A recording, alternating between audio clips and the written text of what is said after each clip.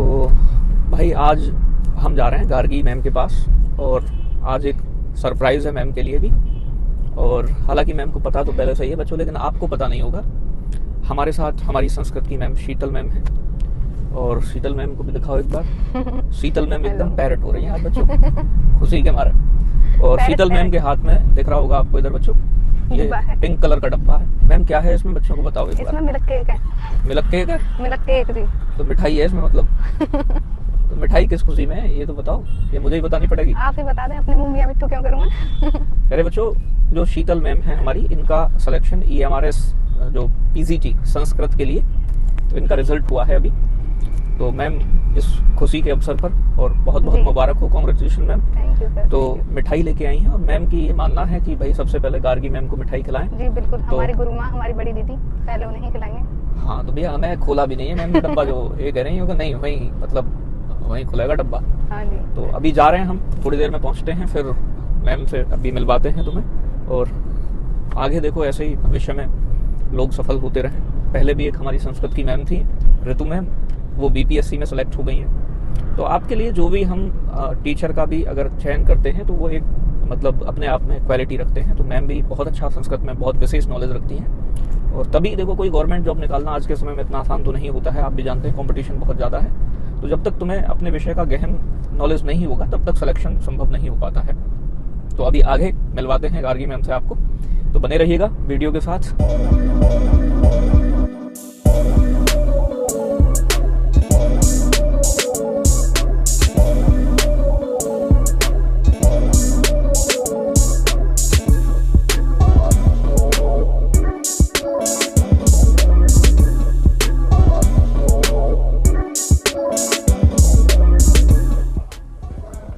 तो प्यारे बच्चों, गार्गी मैम को समोसे पसंद है, समोसे मंगाए हैं बीकानेर वाले। अभी यहाँ से ले रहे हैं समोसे गरम गरम बनवा के।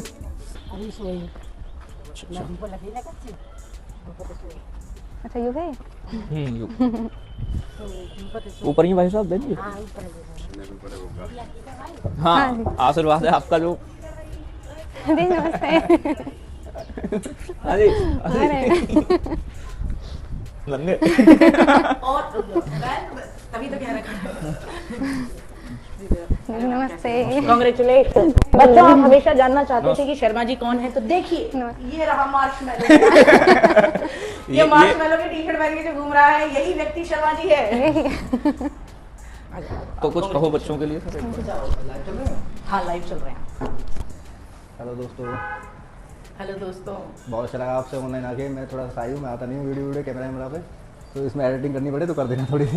लेकिन इंस्टाग्राम पे सर फोटो बहुत जबरदस्त डालते हैं भाई साहब हमारे। हाँ भाई, आप मेरे को चेक कर सकते हैं। मुझे चेक कर सकते हैं। और मैं अभी जानबूझ के वहाँ चाय दान के पास में खड़ा हुआ था ताकि मैं ऐसे कैप्चर हूँ कि मैं ही चाय बना रहा हूँ पूरी फुटेज लेने के लिए। दूध रखा हुआ था मैंने यहाँ पे, तो इन्होंने मेरे को बोला कि दूध निकलेगा नहीं, मैं धीमी करके आ गया और दूध निकल गया। तो मैंने कहा क्या पता चाय भी निकल जाए, सेम बर्तन है, सेम वही चीज़ है, धीमी गैस पे इसलिए खड़ा हुआ था।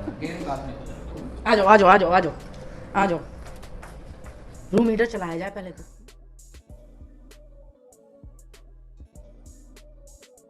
तो प्यारे बच्चों, आप सबको एक बहुत बड़ी खुशखबरी देनी है। अपनी जो शीतल मैम हैं, उनका EMRS में as a Sanskrit PGT selection हो गया है। तो सभी बच्चे एक तो मैम को बधाई दें। मैम बधाई की पात्र हैं, बहुत बढ़िया स्टूडेंट भी रही हैं और आप सब जानते हैं कि कितनी बेहतरीन टीचर भी हैं।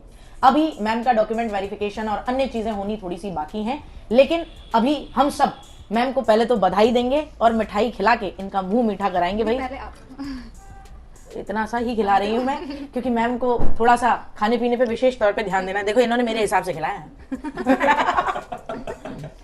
तो सभी बच्चे, आप भी देखिए, जब टीचर है ना इतने जज्बे के साथ अपनी खुद की तैयारी करते हुए, आपको पढ़ाना भी है, अगर ऐसी चीजों में अपने आप को जुझारू तरीके से लगाए हुए है, तो बीइंग एन स्टूडेंट आपको भी मैम से मोटिवेट होना चाहिए कि देखिए स्वतः पढ़ती थी, पढ़ाती थी और कभी भी ये नहीं कहा कि मेरे पास समय की कमी है।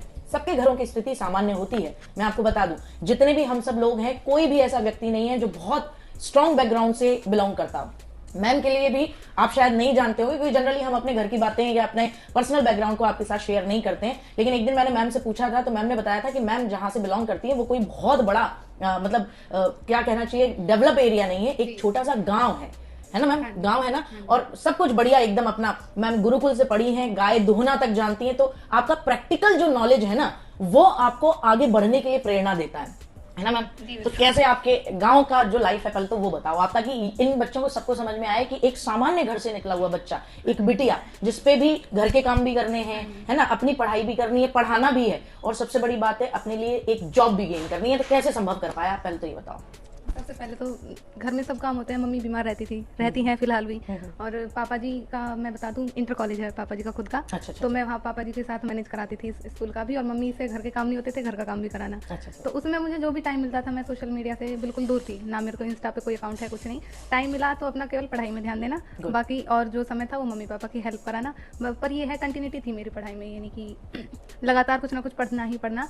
उसी बेस पे फिर मैंने लास्ट ईयर नेट क्वालिफाई किया, उसके बाद हाँ ये बहुत कम जानते हैं, क्योंकि हमारे प्लेटफॉर्म पे जितने भी टीचर हैं इतने डाउन टू अर्थ हैं, ये कभी बोलते ही नहीं है, जैसे दुनिया चीख चीख के चिल्लाती है हम नेट क्वालिफाई हैं, इसमें है उसमें है। मैम नेट क्वालिफाई भी हैं, ठीक है, जेआरएफ नहीं किया है, वो मैंने मैम को कहा है कि जेआरएफ करो, क्योंकि अभी एज बहुत कम है और पूरी इनके अंदर शिद्दत भी, और कर भी लेंगी बहुत आराम से। लेकिन कोई फायदा नहीं, गवर्नमेंट हाँ, जॉब में जेआरएफ मिल रहा है। नहीं, लेकिन आप करिएगा, क्योंकि रीजन मैं चाहूंगी कि आप पीएचडी करें, एक दिन आपकी कोई किताब निकले संस्कृत में, पीएचडी तो करनी है बिल्कुल, है ना। हाँ, और जब आप जेआरएफ गेन करेंगे ना, तो ये जो अपने छोटे छोटे बच्चे हैं ना, इन्हें बड़ी मोटिवेशन मिलती है कि देखो हमारा टीचर कर गया, अब जॉब लगने के बाद भी कर गया, तो हमें रुकना नहीं है। जैसे जितने भी बच्चे हैं ना अभी, अंकित अगर याद होगा अपने, ये जितने भी बच्चे बीपीएससी में जो सेलेक्ट हुए, केंद्रीय विद्यालय वाले जो बच्चे हैं, अभी वहीं के वहीं थम गए। इनसे जब भी बात करो बेटा क्या कर रहे हो, तो एक ही बात निकलेगी, नौकरी कर रहे हैं। मैंने कहा यार नौकरी तो बेटा हम भी कर रहे थे, हम भी लगे हुए थे, लेकिन हम उसके बाद भी पढ़ने पढ़ाने में लगे रहे। तुम इतना समय मिलता है, तुम युवा बच्चे हो, तुम में जोश की कमी नहीं है, तो तुम इसको कहीं और अच्छे तरीके से यूटिलाइज करो और बेहतर कुछ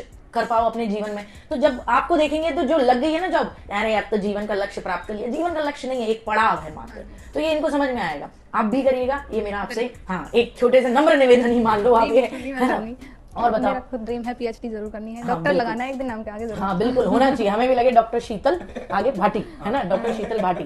हाँ एकदम, और अच्छी अच्छी किताबें, जब देखिए जो एजुकेशन फील्ड से जुड़ा हुआ बच्चा है या एजुकेशन फील्ड से जुड़ा हुआ जो व्यक्ति है, वो अपने अनुभवों के आधार पर जब किताबें लिखता है तो उसकी एक अलग ही बात होती है, वो होती है गागर में सागर भरना एक्चुअली, है ना। कि किताबें इसलिए नहीं है, किताबें तो मार्केट में भतेरी हैं, लेकिन आप जब अपने अनुभवों से लिखेंगे तो शायद आप कुछ और ज्यादा बेहतर कर पाएंगे और ज्यादा बेहतर दे पाएंगे। और जब आप आगे बढ़ेंगी तो और भी बच्चे आगे बढ़ेंगे कि देखिए कितना मेहनत के साथ में मैम ने अपने आप को आगे बढ़ाया। एक दिन बच्चों मैम के गांव जरूर विजिट करेंगे, ये मैंने मैम से वादा ले रखा है। हाँ अंकित सर घूम आए हैं, आप नहीं आई। अंकित सर घूम आए हैं, लेकिन गांव जाते हैं तो इनके घर से वो भी निकल के अच्छा रास्ते में पड़ता है। हाँ ठीक है, तो एक बार जरूर मैम के यहाँ चलेंगे। और मैम चाय लो, अब ठंडी हो जाएगी आपकी, आज बच्चों आप भी चाय ले लो।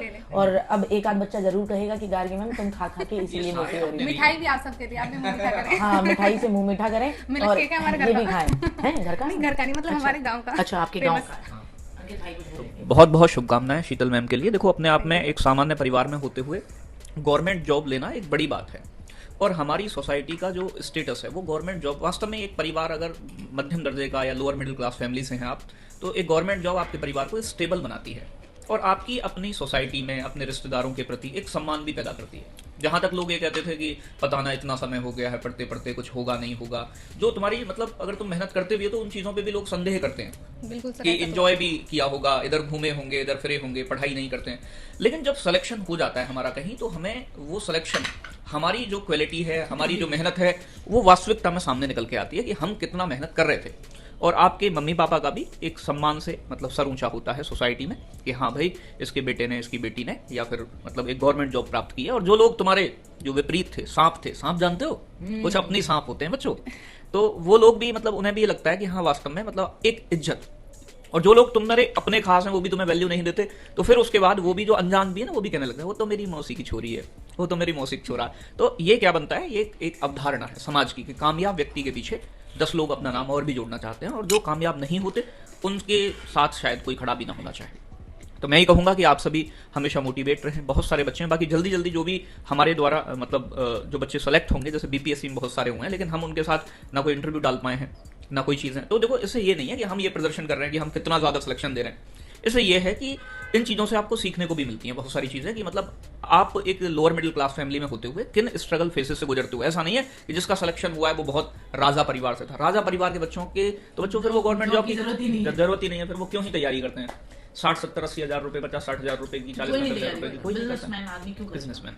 तो वो लोअर मिडिल क्लास जो हम जैसे लोग हैं, और तुम हमें भी सोचते हो तो बहुत एकदम सामान्य। कमरा दिखा दिया तो तुम्हें ये कहोगे तो पता नहीं गुरुजी तो हमारा कुछ नहीं है इसमें। हाँ। तो जो कुछ है भैया फादर इन लॉ का, उनके जीवन भर की कमाई है ना। मेरे फादर इन लॉ जो हैं, मतलब हमारे पूज्य ससुर जी जो हैं, वो यूपी पुलिस में पूरा जीवन उन्होंने लगाया, बहुत मतलब ईमानदारी से, और सब इंस्पेक्टर के पद से रिटायर हुए। तो उनके जो रिटायरमेंट का पैसा था उससे ये घर बना हुआ है। इसमें हम अगर कहें कि मैं कहूँ या शर्मा जी कहें, हमने आज तक जीवन में चवन्नी नहीं लगाई है।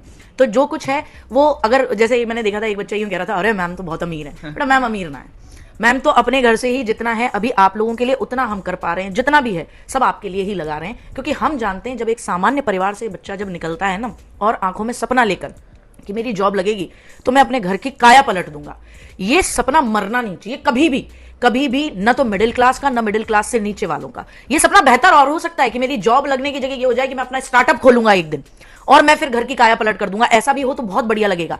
लेकिन सबसे बड़ी बात है कि हम लोगों के लिए केवल एक ही आस होती है कि हम पढ़ेंगे, लिखेंगे और जीवन में कुछ ऐसा कर जाएंगे जिससे हमारे पास एक अपने आप को स्वावलंबी बनाने की, अपने आप को इंडिपेंडेंट बनाने की पावर आ जाएगी। और स्पेशली मैं लड़कियों से हमेशा कहती हूं, आपके जीवन में अगर आपको एक सम्माननीय जीवन जीना है, विवाह से पहले भी, विवाह के बाद भी, जीवन पर्यंत, तो आपके लिए इकोनॉमिकली डिपेंडेंट होना बहुत जरूरी है, जितना कि सोसाइटी में लड़कों के लिए इंडिपेंडेंट होना जरूरी है। क्यों? कारण बहुत स्पष्ट है। अब देखो, मैम की जॉब होगी, मैम के बहुत सारे डिसीजन मैम के माध्यम से लिए जाएंगे और सोसाइटी एक्सेप्ट करती है कि हाँ हाँ लड़की ठीक कह रही है। ये जो पहले की क्यों कह रही है से लेके लड़की ठीक कह रही है, ये बदलाव आप खुद लेके आ सकते हैं। और शिक्षा एकमात्र विकल्प है।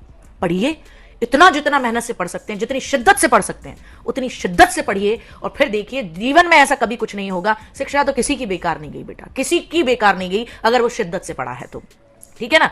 तो आज का रीजन यही था। मैम बेचारी इतनी दूर से आई, पहले मैं ही जाने वाली थी अंकित सर के पास, क्योंकि एक तो मैम को बधाई देनी थी, दूसरा मैम से बात करनी थी। कारण ये कि जब आप अपने में से किसी को निकलते हुए देखते हो ना कि इसकी जॉब लग गई, तो आप इतने मोटिवेट होते हो, आपकी रातों की नींद थोड़ी सी उड़नी चाहिए, और वो उड़ेगी भी मैम को देखने के बाद कि यार मैम की लग गई, हम भी अपने लिए मेहनत करेंगे।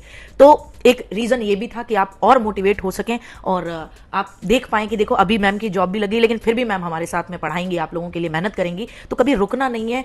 ठहराव जीवन में किसी ऐसी परिस्थिति में तो ठीक है कि आप अपने जीवन में किसी स्टेज में ठहरना चाहते हैं, लेकिन अगर आप तरक्की के रास्ते में ठहराव मानते हैं, जॉब के लगने को या किसी एक छोटे मोटे काम को प्राप्त कर लेने के बाद, तो ऐसा ठहराव जीवन में हमेशा नकारात्मक होता है, न कि सकारात्मक। ठीक है, तो बहुत बहुत धन्यवाद। अब हम चाय हमारी ठंडी हो गई है, हम तो चाय पियेंगे और समोसे खाएंगे। चलो बाय। हाँ, अब सर पियेंगे, मैंने तो एक घूंट में मार दी थी। ले अंकित पी ले भैया, आया यार।